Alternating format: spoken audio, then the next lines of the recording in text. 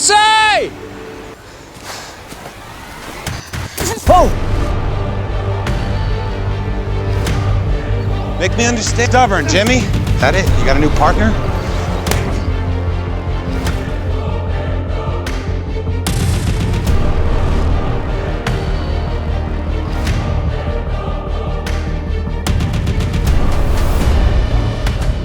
Move your head. Huh? Aim yourself.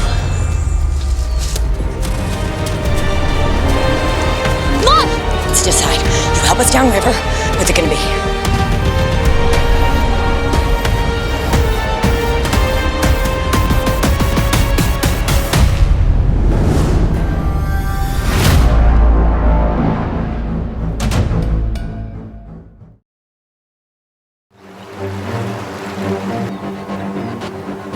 Belum apa-apa, film sudah ngasih backsound tegang di tengah suasana yang sebenarnya menyejukkan mata. Karena musik ini sengaja diputar untuk mengiringi pelarian Sharon, si janda bertembolok ceria yang sedang dikejar pria tak dikenal.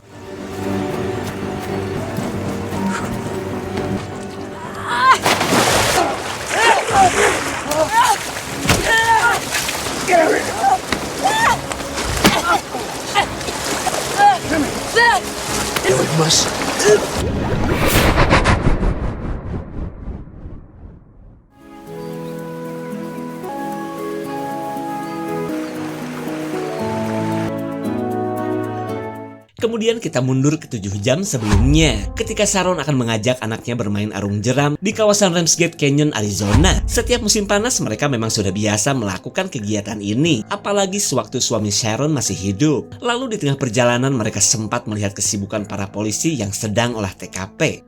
Ada apa ini?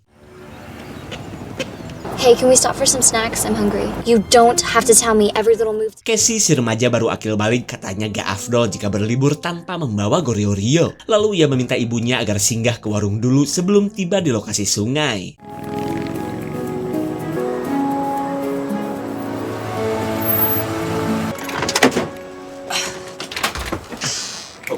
Pria mana yang gak balik badan melihat pesona Sharon yang bergelar sebagai janda pemersatu jombloan kere. Begitupun dengan Casey yang terbilang wanita cantik di kelas 100 cc. Morning. Morning. You just up for the week? Oh, no. Here, let me help you. You know how much sugar they put in that stuff? Marshmallows. A supernaturally balanced breakfast.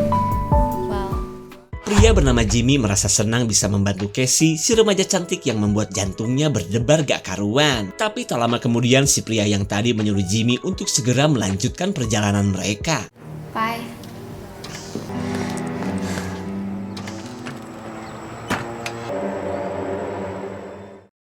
The water's right where you want it. You got class 2. Karena sudah langganan, Sharon terlihat akrab dengan si kang sewa perahu. Bahkan pria ini sudah biasa memegang kunci mobil selama Sharon papalidan mengarungi jeram. Can you change the oil while you're at it? Your car keys will be waiting for you on the Driver's side, rear tire. Use the restroom, whatever you need. You do realize that forcing... Have fun!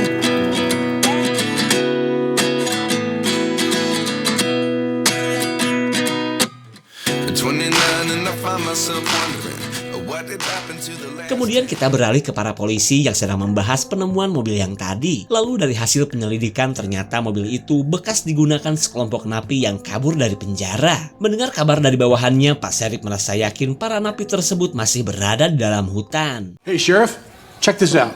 Berita hari ini, kebakaran hutan sedang terjadi dan mengarah ke lembah Ramsgate Canyon. Diharapkan para wisatawan segera menjauhi bantaran sungai sebelum kalian bermandikan api. Oh, great. It's Bucks County. Best to be on the safe side. I mean, he's...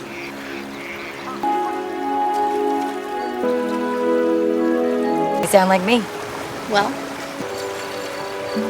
Hey, Mom, look up.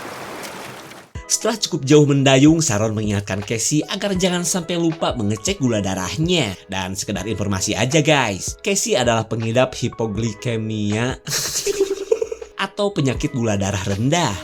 On the driver's side window. You got the VIN number? Yes, sir. Here it is. Mereka bisa melihat seragam para napi yang tersimpan di bagasi mobil. Mereka pun bakal kesulitan memburu para napi yang sudah pasti mengganti pakaian mereka. She okay? That's what I'm gonna find out. Hang to the right. Mereka terlihat panik saat tas milik Casey terjatuh dan menghilang karena selain berisi HP, di tas tersebut berisi alat pengecek kadar gula darah Casey. Mom, I'm fine. It's just... It's hopeless. It could be anywhere. Okay, so let's just try it. Look! You see it? Setelah tas berhasil ketemu, mereka baru sadar telah tertinggal jauh dari para wisatawan lain. Ditambah lagi Casey tidak mendapatkan sinyal segaris pun. I will be right back. Just give me 1 minute. Cassie!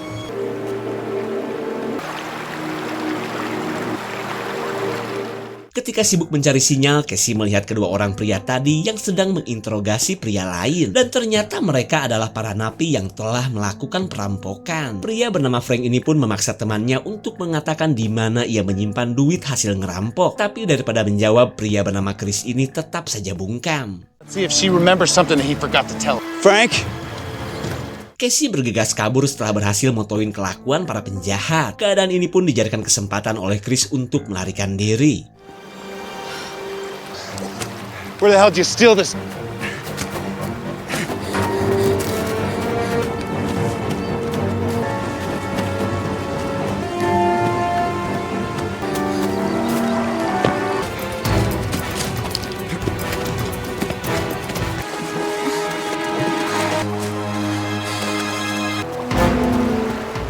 Casey bisa mendengar keberadaan Chris yang sudah terpojok di atasnya. Lalu tiba-tiba HP Casey malah berbunyi dan membuat keberadaannya makin terancam.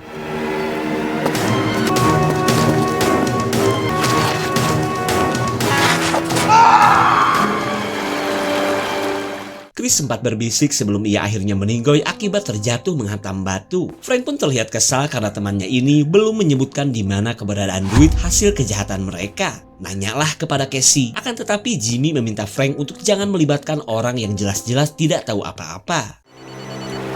Give me that.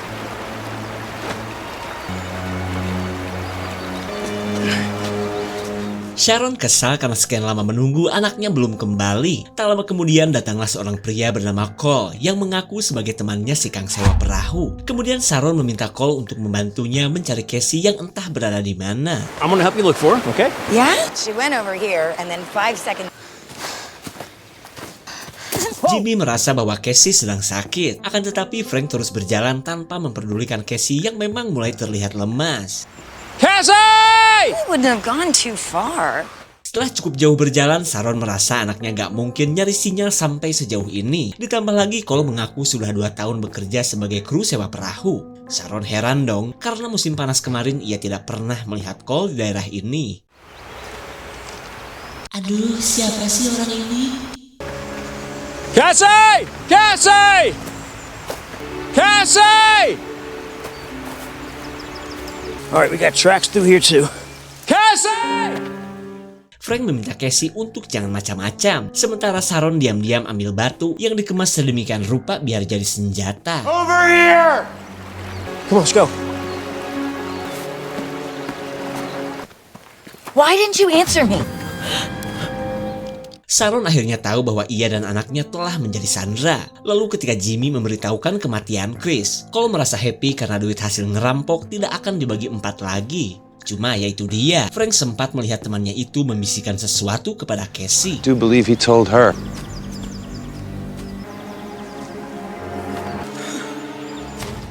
Di tengah ancaman Cole, ia menyuruh Casey untuk memberitahu apa yang telah dikatakan Chris. Karena kalau tidak, ia akan mencabik-cabik tembolok emaknya sampai mancawura kemana-mana. Wait. Sharon berkata anaknya gak mungkin bisa ngomong jika dalam kondisi syok diabetes seperti ini. Dimana Casey membutuhkan asupan gula untuk mengembalikan kondisi kesehatannya. In shock, I'm gonna kill your mother. Karena gak ada respon, Frank akhirnya percaya padahal ia butuh keterangan Casey. Sementara Sharon terlihat bingung karena cemilan manis anaknya berada di perahu. Lalu ketika Cole nyaranin untuk menghabisi para sandera, Frank malah menyuruhnya untuk mengambilkan barang-barang milik Casey di perahu. Tak lupa juga Jimmy ditugaskan untuk mengambil perbekalan di mobil mereka. Hurry up! Cole, you and me both.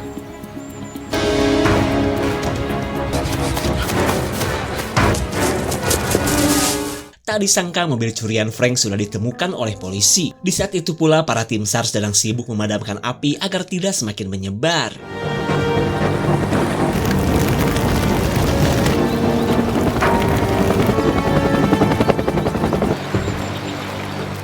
Cole kesal karena Frank tidak melakukan apa yang ia sarankan. Ditambah lagi dirinya malah disuruh meladeni para sandera yang ia anggap gak berguna.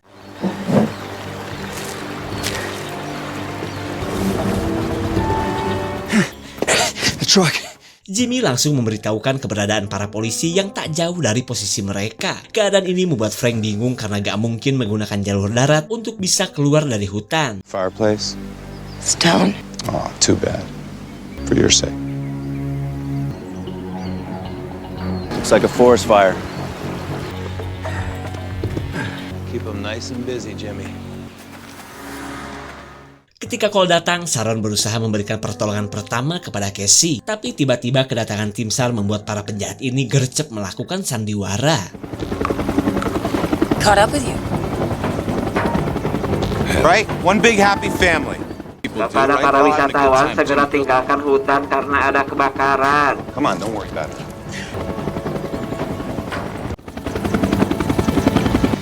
Are you okay? Meskipun gagal mendapatkan bantuan, Sharon merasa lega melihat anaknya perlahan pulih. Kemudian Frank meminta Sharon agar membujuk anaknya, agar memberitahukan ucapan terakhir Chris sebelum temannya itu mati. Alright.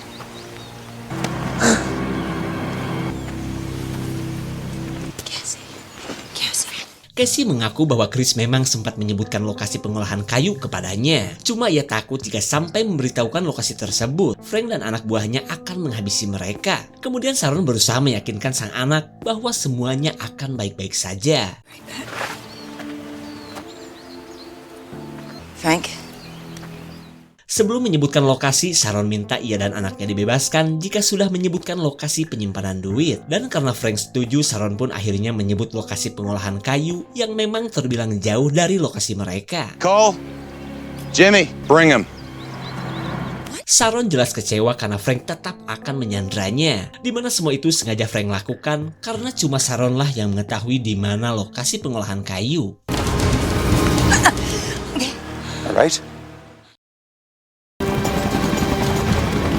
Play this right, we are home free. Singkat cerita, mereka akan menuju lokasi pengolahan kayu dengan arahan dari Sharon. Meskipun mereka sadar, perjalanan ini akan membawa mereka semakin dekat dengan lokasi kebakaran. Tak lama kemudian datanglah si kang sewa perahu yang membuat para penjahat ini seperti biasa melakukan sandiwara. Everybody okay?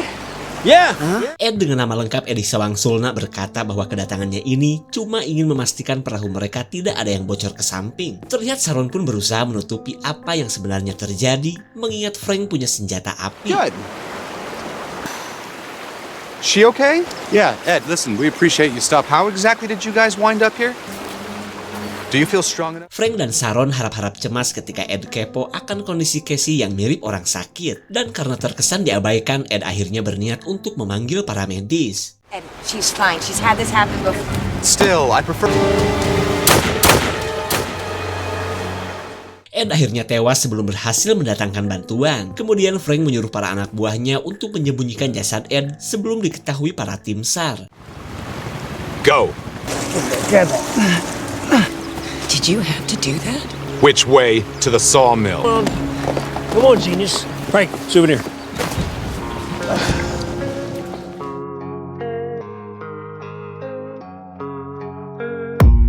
I don't really know what comes next. I'm just doing my best, even though I'm so stressed out.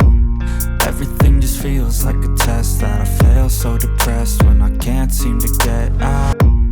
I don't really know what comes next. I'm just doing my best, even though I'm so stressed out. Push off that rock. Mereka akan melanjutkan perjalanan dengan berjalan kaki untuk bisa sampai ke lokasi pengolahan kayu. Selama itu pun Jimmy menjadi orang yang paling peduli, terutama kepada Casey. Tapi sebelum berangkat, Frank menugaskan Jimmy untuk menemani Casey sampai mereka kembali dengan membawa seransel duit. Behave yourself.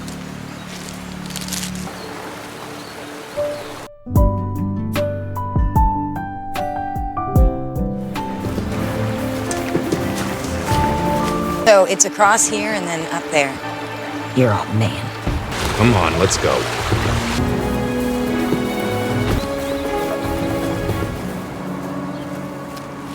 Afternoon. Pak polisi mulai melakukan evakuasi mengingat kebakaran belum bisa dipadamkan. Dan dari pria inilah Pak polisi tahu bahwa masih ada beberapa orang yang berada di hutan. Say that again. Let's help. Jimmy mencoba akrab dengan Casey yang sedang nyemil Goriorio kesukaannya. Terlebih karena dengan yang manis-manis lah Casey bisa tetap bugar seperti ini. Kemudian Casey kepo kenapa orang baik seperti Jimmy bisa bergabung dengan komplotan penjahat. Jadi gini Cass, Jimmy adalah seorang karyawan di sebuah perusahaan mobil setrum terkemuka. Sampai suatu ketika ia berkenalan dengan Frank CS di sebuah bar yang kala itu mereka baru kabur dari penjara. Makin lama mereka pun makin akrab hingga tercetuslah rencana untuk merampok perusahaan tempat Jimmy bekerja. That's about it. My mom and me. All yours. Sampailah mereka di lokasi pengolahan kayu seperti perkataan Chris. Mereka pun tinggal mencari lokasi Chris menyimpan duit yang berada di ransel besar. Come on.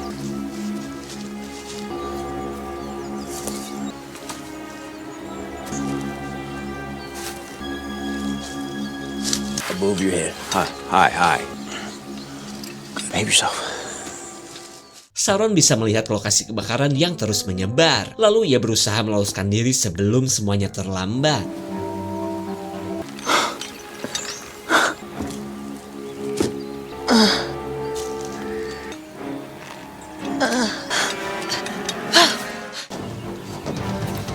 Ketika Cole mengejar Sharon, Frank akhirnya berhasil menemukan duit yang ia cari. Di sisi lain, Sharon sedang berusaha kabur seperti yang kita lihat di awal film tadi.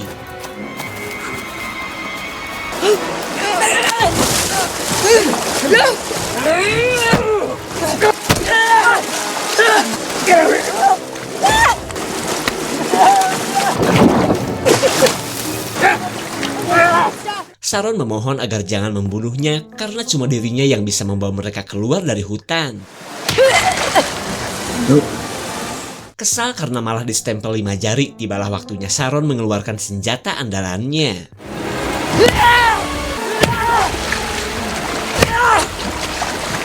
Tangkurak siapa yang mampu bertahan dari hantaman batu seperti ini? Dan mumpung Cole masih pingsan, Sharon bergegas kembali ke lokasi anaknya.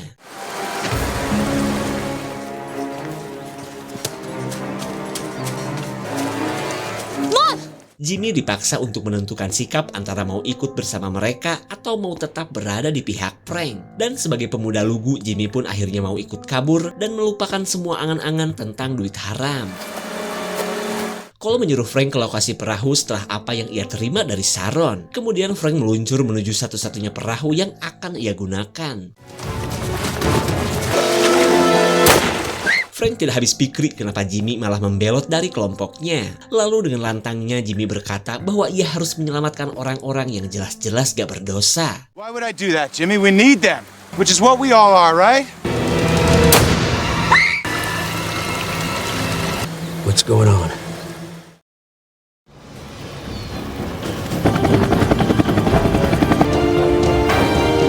Dengan arahan dari Sharon, mereka pun mendayung menuju perbatasan. Selama itu pun Sharon menunggu kesempatan untuk merebut pistol dari tangan Frank. Kemudian Sharon berkata bahwa sebentar lagi mereka akan melewati jeram yang sangat berbahaya. Lalu ketika para penjahat mulai terlihat panik, Casey terlihat pede karena sudah belasan kali ia melewati jeram di hadapan mereka.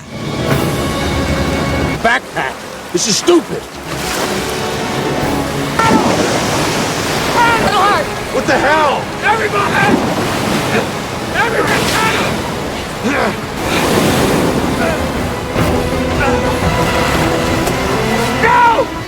Casey langsung membuang tas berisi duit untuk mengalihkan perhatian para penjahat. Bahkan mereka yang sudah menguasai goyangan jeram seperti ini bisa dengan mudah menyingkirkan Frank dari perahu.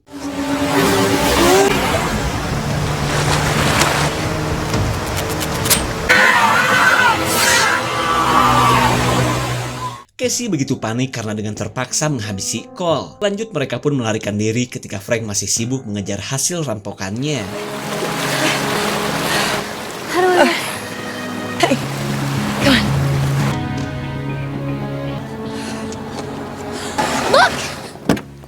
Singkat cerita, mereka bertemu dengan Pak Paul di lokasi parkiran. Lalu Sharon menceritakan apa yang telah ia alami, termasuk sosok Frank yang saat ini masih berkeliaran. Menanggapi hal tersebut, Pak Polisi menyuruh Casey masuk ke mobilnya dulu. Sementara ia akan menghubungi bala bantuan untuk menangkap si napi yang katanya masih hidup.